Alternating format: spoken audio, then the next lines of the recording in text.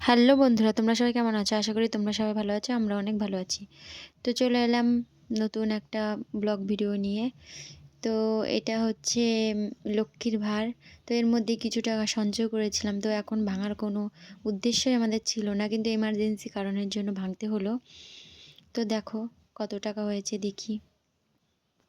তো দেখো, ভাঙার জন্য কিছু না পেয়ে হাতের কাছে যা পেয়েছি সেটাই নিয়ে এসেছি। তো তালা দিয়ে ভাঙছি, কিছুই ছিল না, তার জন্য তালা দিয়ে ভেঙে নিচ্ছি। এই লক্ষ্মীর ভাঁড়টা ভাঙার কোনো ইচ্ছে ছিল না। আমি ভেবেছিলাম পুরোটা ভর্তি করে তারপর ভাঙবো, কিন্তু ছোট্ট একটা এমার্জেন্সির কারণে এটা ভাঙতে হলো। খারাপ লাগছিল, আবার ভাঙতে হবে, কিচ্ছু করার নেই। গত 1 বছরে মা লক্ষ্মীর কৃপায় এই কটা টাকা আমি জমিয়েছি লক্ষ্মীর ভাঁড়ে। তো এর মধ্যে একটা থাইল্যান্ডের 1000 টাকা ছিল, যেটা তোমাদের দাদাভাই আমাকে এনে দিয়েছিল। তো আমি এই লক্ষ্মীর ভাঁড়ের মধ্যেই ছেড়ে দিয়েছিলাম। তো দেখো, মা আর মেয়ে বসে গেছি টাকা গোছাতে।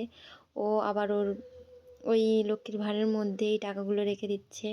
তো আমি বললাম, না মাম্মাম, ওর মধ্যে রাখে না, এখন টাকাগুলো গুনবো। তো ওকে সাইডে বসিয়ে দিলাম।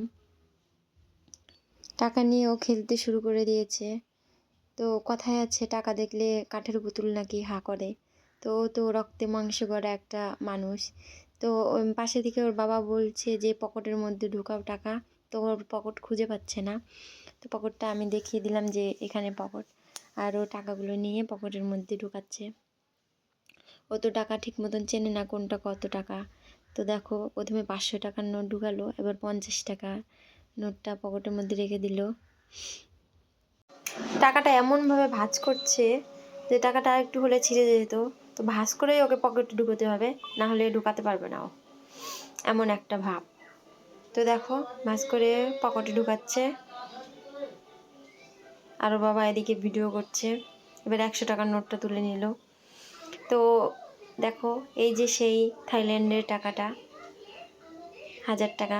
তো দেখো, আমি তো এর আগে কোনোদিনও দেখিনি, এই প্রথমবার দেখলাম থাইল্যান্ডের টাকা।